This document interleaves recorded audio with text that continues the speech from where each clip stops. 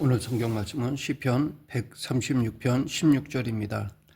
오늘 본문은 이스라엘 백성들이 하나님께 올리는 감사 찬송시 중에 백미인 시편 136편 안에 기록되어 있습니다. 이 시편 136편은 하나님이 이스라엘 백성들을 애굽에서 구원하셔서 가나안에 이르기까지 베푸신 모든 은혜에 대하여 감사하는 역사적 서사시의 형태를 띠고 있습니다. 시편 기자는 하나님께서 이스라엘 백성들에게 베푸시는 은혜를 사중의 은혜로 요약하고 있습니다. 첫 번째는 하나님께서 이스라엘을 구원하기로 선택하신 것입니다. 이것은 우리가 다 알 수 없는 하나님의 영원한 지혜 가운데서의 선택입니다. 왜 그런지 모르지만 그들을 사랑하시고 구원하시고자 하시는 하나님의 은혜가 그들을 선택하게 하신 것입니다. 그러므로 이 선택의 기초는 이스라엘의 뛰어난 민족성이 아니라 하나님의 사랑입니다. 그로 인해 이스라엘 백성들은 애굽에서 구원받게 되었습니다. 두 번째는 보호하심입니다. 하나님께서는 그들을 애굽에서 구출하신 것으로 끝내시지 않고 그들이 가나안에 이르기까지 보호하셨습니다. 이스라엘 백성들은 홍해를 건너 광야로 도망쳐 나와 얼마 못 가 멸망당할 나그네에 불과하였습니다. 이스라엘에는 군대도 없었고 무기도 변변치 않았습니다. 하지만 하나님의 보호하심이 있었기 때문에 나그네처럼 보이는 이들을 누구도 파멸시킬 수 없었던 것입니다. 세 번째는 인도하심입니다. 하나님은 이스라엘 백성들을 광야로 이끌어내신 후 당신이 정하신 뜻에 따라 가나안 땅에 이르기까지 인도하셨습니다. 실상 하나님께서 이스라엘 백성들을 선택하고 보호하신 것은 하나님의 궁극적인 계획의 성취를 위한 것이었습니다. 그 궁극적인 계획은 애굽으로부터의 탈출이 아니라 광야에서 연단을 받으며 하나님이 주신 약속의 땅에서 하나님의 이름을 드러내고 높이기에 합당한 백성들로 성숙시키고 훈련시키기 위한 것이었습니다. 그곳에 나라를 세우시고 그 나라를 제사장의 나라로 세워 당신을 증거하시고자 하셨습니다. 즉 그리스도의 왕국을 보여주시기 위한 것이었습니다. 그렇기 때문에 하나님께서는 이스라엘 백성들이 광야에서 갈 바를 구름 기둥과 불 기둥으로 친히 보여주시면서 인도하셨습니다. 낮에 뜨겁게 내려쬐는 태양의 볕을 구름 기둥으로, 밤에는 추위를 피하도록 불 기둥으로 그들을 보호하시며 인도하셨습니다. 네 번째는 공급하심입니다. 300만 명의 이스라엘 백성들을 애굽을 떠나올 때 가지고 온 식량과 물은 얼마 가지 못해 바닥이 났습니다.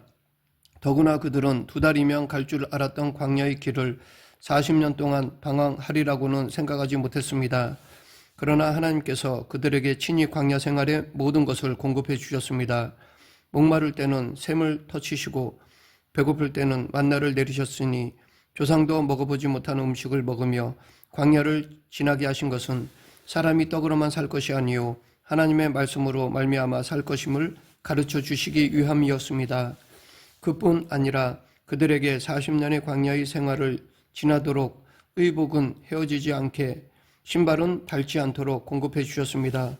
그러나 이런 육적인 공급은 하나님께서 그들의 영혼에 내리신 영혼의 공급에 비하면 정작 그림자에 불과하였습니다. 하나님께서는 2가지 방법으로 이들에게 영적인 공급을 해주셨는데 하나는 그들이 범죄하고 불순종했을 때 회개하면 그들의 죄를 용서해 주시는 것과 다른 하나는 능력이 모자라면 하나님 앞에 믿고 행할 수 있는 능력을 은혜로 공급해 주시는 것이었습니다.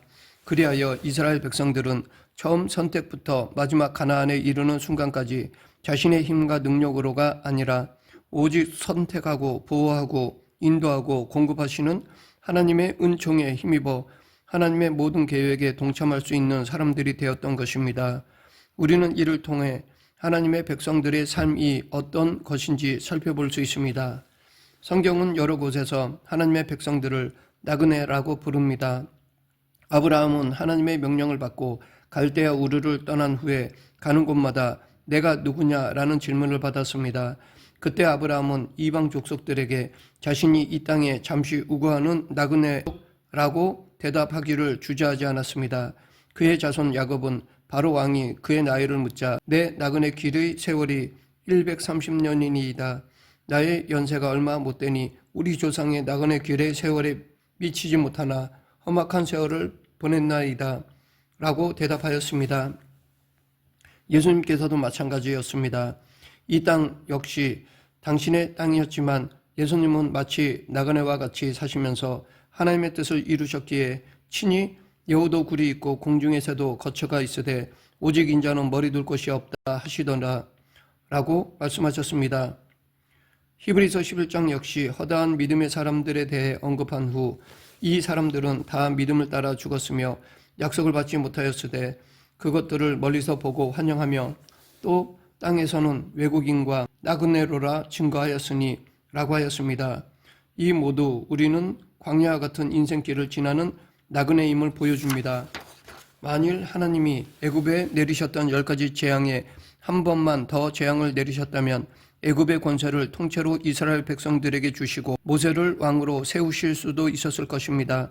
그런데 능히 그리하실 수 있는 하나님께서는 이스라엘 백성들을 광야로 보내셔서 결핍과 고난이 가득 찬 길을 지나게 하셨습니다. 무엇 때문이었을까요?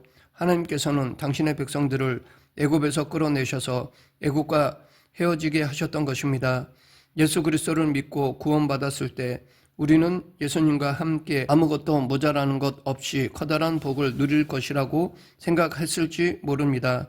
그러나 구원받은 이후에도 하나님께서는 우리를 죄악된 세상에서 건져내셔서 우리로 하여금 세상에 살고 있으나 이제 더 이상 세상의 물을 먹고 세상과 함께 즐거워하고 슬퍼하는 것이 아니라 오히려 이 세상에서 건져낸 바 되어서 이 세상을 나그네 길 삼아 걸어가는 사람들로 삼으셨던 것입니다. 나그네는 자신이 가는 목적지가 있는 한 집을 짓지 않습니다. 잠시 머물러 쉴지라도 다시 그 쉼이 끝나면 신발끈을 묶고 짐을 지고 길을 재촉합니다. 이처럼 목적지에 도착할 때까지 자기가 가야 할 곳을 잊지 않는 사람이 나그네이듯이 하나님이 우리로 하여금 우리의 본향이 있음을 잊지 않게 하십니다.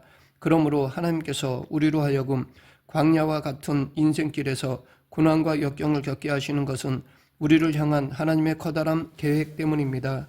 그것은 바로 우리가 당신의 인자를 나타내 보이게 하시기 위한 것입니다.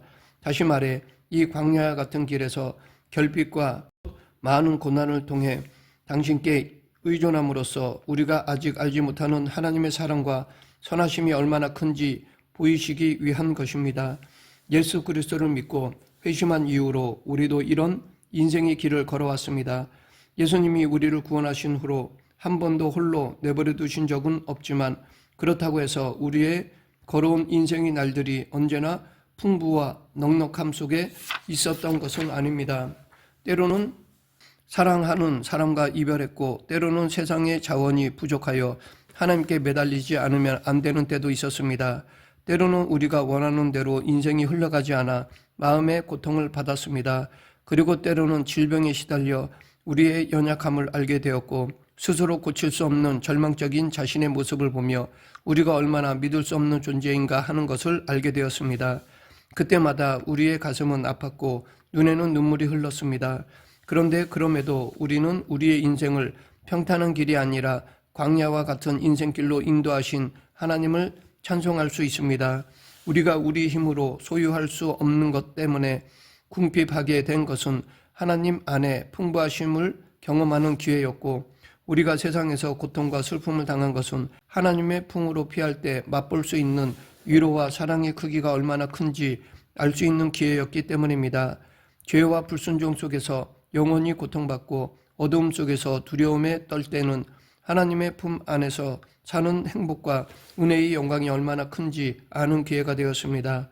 이처럼 우리는 언제나 좋은 것을 통해 좋은 것을 받기를 원하지만 우리의 마음의 눈이 어둡고 심령이 완고하기 때문에 하나님은 때로 나쁜 것처럼 보이는 것을 통해서 좋은 것을 주셨습니다. 우리가 스스로 하나님이 싫어 악을 선택하고 불순종을 택했지만 하나님은 우리의 악을 선으로 바꾸어 당신의 품으로 파고드는 기회로 삼으셨던 것입니다. 나그네와 같은 인생의 길을 통해 우리는 혼자인 줄 알았는데 오히려 이 큰 고난과 시련을 통해서 우리를 붙들고 계신 분이 하나님이시고 하나님의 그 사랑이 우리를 결코 놓지 않는다는 사실을 깨달았습니다. 그래도 때때로 치시고 우리의 눈에 눈물이 흐르게 하심은 우리를 영영히 버리시고 우리의 죄에 대해 보복하시기 위함이 아니요 우리의 마음을 때려 우리로 하여금 스스로 돌이킬 수 없는 의지를 당신께로 돌이키게 하시기 위함이었으니 우리를 때리시고 우리가 눈물을 흘릴 때 그분의 마음에서는 피가 흘렀던 것입니다. 이와 같이 신앙생활의 매 순간이 하나님의 자비와 사랑을 날줄과 씨줄 삼아 엮어온 것이니 우리의 살아온 인생은 모두 하나님의 사랑에 비쳤고 끝없는 하나님의 은혜를 노래하는 곡조가 되는 것입니다. 그뿐만 아니라 우리에게 일어난 나쁜 것들이 나쁜 것으로 끝난 적은 한 번도 없었고 우리는 그분의 마음을 찔렀으나 당신은 아랑곳하지 않고 우리의 마음을 때려 당신께 돌아오게 하셨습니다. 만일 하나님이 부어주시는 은혜가 아니었다면 광야와 같은 인생길에서 혀를 깨물고 죽었을 것이지만 다함이 없는 하나님의 사랑이 우리가 하나님을 사랑할 때뿐만 아니라 사랑할 수 없을 때조차도 우리를 붙드셨고 넘어진 곳에서 말씀을 지팡이 삼아 신앙의 길을 걸어오게 하신 것입니다. 이 모두 하나님의 인자하심 때문입니다. 말씀을 맺겠습니다. 우리는 이 광야와 같은 인생길을 감사함으로 걷는 나그네 길이 되어야 하는 것입니다. 우리는 살아가면서 우리가 가진 모든 좋은 것은 하나님이 주시는 것이고 우리에게 있는 나쁜 것들은 모두 우리의 죄 때문임을 깨닫고 어떤 상황에서도 하나님을 원망해서는 안 될 것입니다. 지금도 광야와 같은 인생길에서 한량없는 은혜를 베푸시는 하나님을 찬송하며 감사하는 저와 여러분이 되길 간절히 축원합니다. 기도하겠습니다. 생사와 화복을 주관하시는 하나님 아버지, 인생에서 만나는 광야가 오히려 하나님을 만나는 곳임을 믿고 어떤 상황 속에서도 믿음을 잃지 않는 성도가 되게 하여 주시옵소서. 예수님 이름으로 기도드립니다. 아멘.